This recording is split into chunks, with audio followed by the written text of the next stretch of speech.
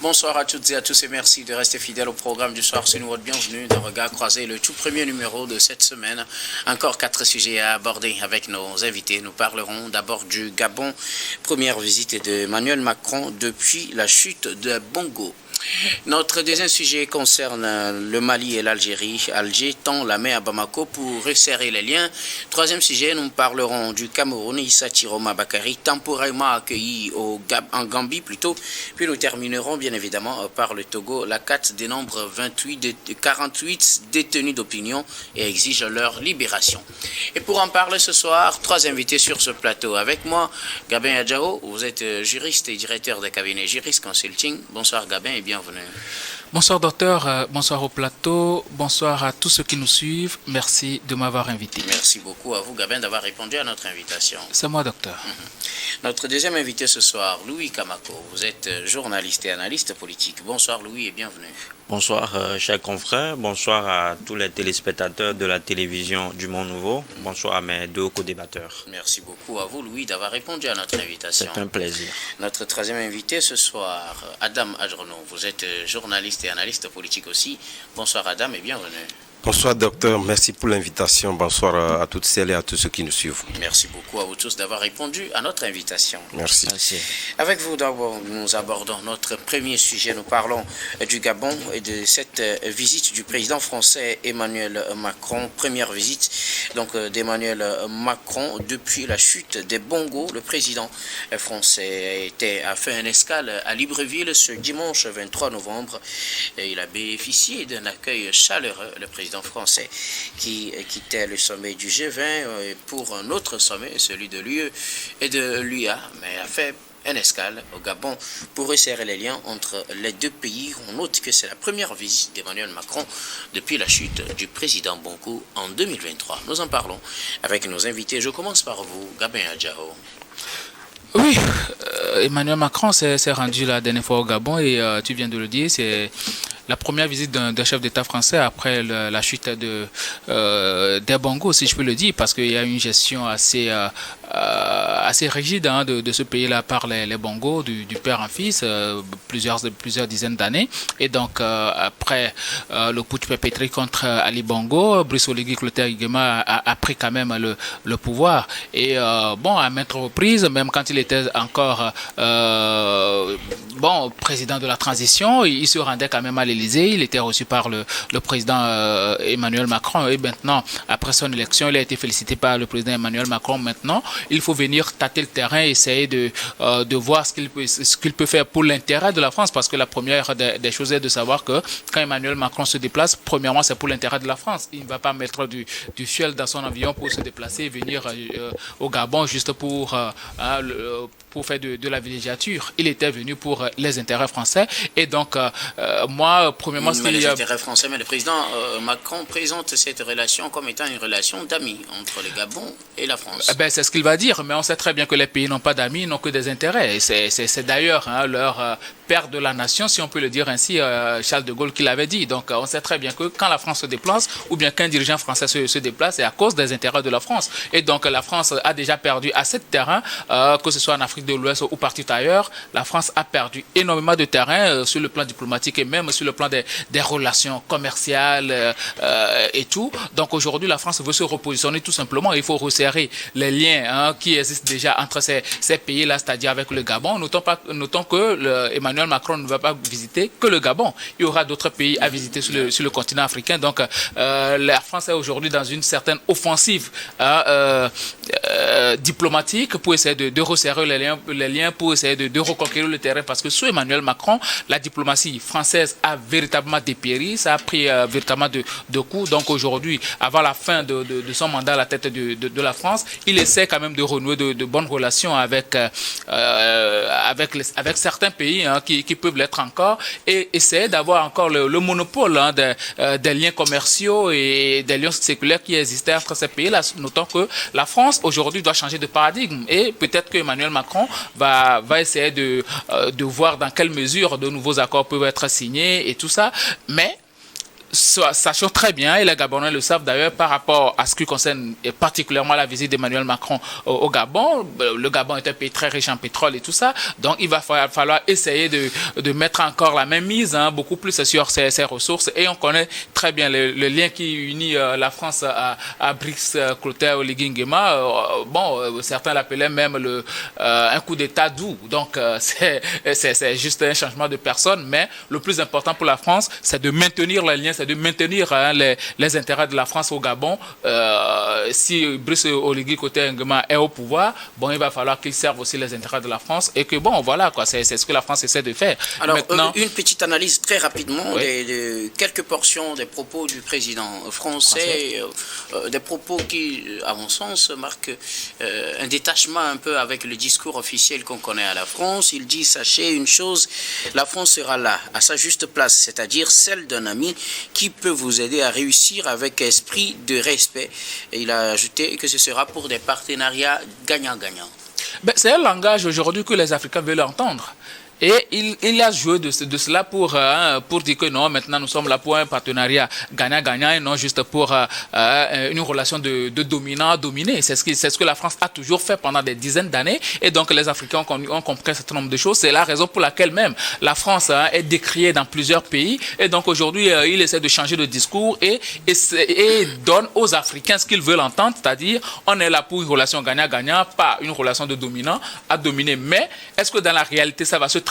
Parce que la plupart du temps, nos chefs d'État aussi, pour protéger leur fauteuil, pour protéger leur trône, ils donnent beaucoup plus même qu'il n'en faut. Et donc aujourd'hui, tout est dans les mains de Brice Clotaire Oligui Nguema, de faire en sorte que les Gabonais puissent tirer profit des relations avec la France. Parce que, quoi qu'on dise, la chose appartient aux Gabonais, et donc les Gabonais doivent tirer profit. Mais si lui aussi, à cause de ses relations avec la France, veut juste maintenir ses privilèges en donnant beaucoup plus d'intérêt à la France, ça ne va pas profiter ni à lui, ni aux Gabonais. Donc, à un moment donné, c'est aux Africains de savoir ce qu'ils veulent et ce qu'ils veulent attendre. Mais je doute fort qu'il y ait véritablement de relations gagnant-gagnant, parce que là, on est en train de parler d'une puissance et d'un pays en voie de développement. Ça ne sera jamais la même chose. Et 30 secondes, si vous le permettez. 30 secondes, si vous le permettez. Non, 30 secondes, si vous le permettez. Notons que aujourd'hui, quand Emmanuel Macron est venu au Gabon, il est venu chercher l'intérêt de la France, et donc l'intérêt supérieur d'ailleurs de la France. La France ne fera jamais de relations gagnant-gagnant avec des États qui, quand un chef d'État blanc, excusez-moi, c'est pas péjoratif, se pointe sur le continent africain, on mobilise toute une population pour danser à la gloire de cette personne. Merci beaucoup. Gabin Adjao, Louis Kamako, apparemment, selon Gabin, les choses n'ont pas changé. Et pourtant, dans le discours, Emmanuel Macron parle d'un partenariat gagnant-gagnant et aussi d'une France qui reconnaît sa place, à sa juste place, mais celle d'un ami qui vient aider son autre ami à se développer. Oui, bien évidemment, les choses n'ont pas changé, les choses ne peuvent pas changer d'un l'instant même, parce qu'il va falloir attendre le président français des années plus tard pour voir si ce qu'il dit va se traduire dans les faits. Mais quand vous voyez, il y a cette volonté, la manifeste de la part de la France d'accompagner justement le Gabon qui a traversé, quoi qu'on dise, une période assez difficile, parce qu'après le coup d'État, c'était quand même un peu de désordre parce que les institutions n'existaient plus et le pays donc, économiquement était suffocant. Donc vous allez constater que Emmanuel Macron l'avait démontré à plusieurs reprises qu'il va aider le Gabon justement à réussir sa transition. Et là, je crois qu'il a fait justement, en octroyant, la France a octroyé 173 millions d'euros justement au Gabon pour restaurer en fait son chemin de fer trans-Gabon. Donc je crois que ce sont des actes, à mon avis, qui démontrent à suffisance que le président Macron veut justement revoir le Gabon, se remettre sur les bons rails. Une réelle volonté selon vous? Une réelle volonté de la part du président français. Et quand vous voyez le discours, parce que tout à l'heure vous en faites cas, quand il dit qu'il va avoir un changement de de paradigme. Ça veut dire tout simplement que Emmanuel Macron a compris que la France-Afrique a révolu et que l'approche France en Afrique a également changé. Désormais, il y aura moins d'ingérence politique, il y aura un respect mutuel entre les chefs d'État et que les chefs d'État africains ou les chefs d'État français peuvent désormais se parler d'égal à égal. Et donc, la France va justement se repositionner en revoyant les contrats, c'est-à-dire qu'il y aura désormais un partenariat égalitaire entre les différents États. Donc, je crois que... Vous croyez aussi à ce partenariat égalitaire gagnant-gagnant? Non, mais aujourd'hui, c'est pas une question de quoi, mais c'est une question justement, ça devient un devoir aujourd'hui, c'est une obligation. L'impératif, en fait, il est catégorique en fait pour la France aujourd'hui, qui veut redorer son image, qui veut redorer son blason sur le territoire africain, parce que on l'a dit, le vent qui souffle, c'est le panafricanisme. Et donc, on a une jeune génération naissante, une génération consciente qui prend les choses en main, qui est au courant de tout. Et donc, dès que des faux pas ou bien dès que des contrats coloniaux continuent pas perdurer, il y a cette génération-là qui se met en avant-garde et qui interpelle les dirigeants. Donc, c'est en cela que je dis que ça devient aujourd'hui une obligation pour le président Macron qui doit traduit dans les faits ce discours-là.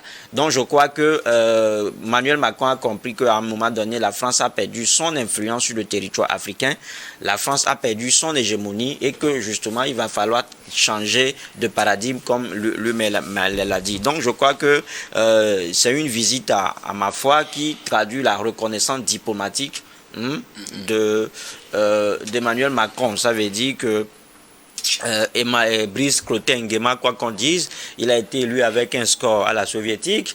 Ça a suscité des remous. On a vu la manière dont il est venu au pouvoir avec un coup d'État. Et pour des États sérieux, pour des États de droit, un coup d'État est toujours condamnable. Mais aujourd'hui, si on voit Emmanuel Macron à ses côtés, ça veut dire tout simplement qu'il reconnaît la légitimité. La transition est finie. La transition est finie. Brice Nguema est élu. Voilà, donc il reconnaît aujourd'hui la légitimité du numéro 1 gabonais. Donc je crois que c'est un bel acte, justement, et ça va dans l'avantage aujourd'hui de Brice Clotaire Nguema. Merci beaucoup, Louis Kamako. Alors, Adam Adrono, le président français Emmanuel Macron, a fait un détour au Gabon avant de se diriger vers l'Angola pour le sommet Union européenne-Union africaine. Emmanuel Macron reçu par Brice Clotaire Oligui Nguema avec tous les honneurs.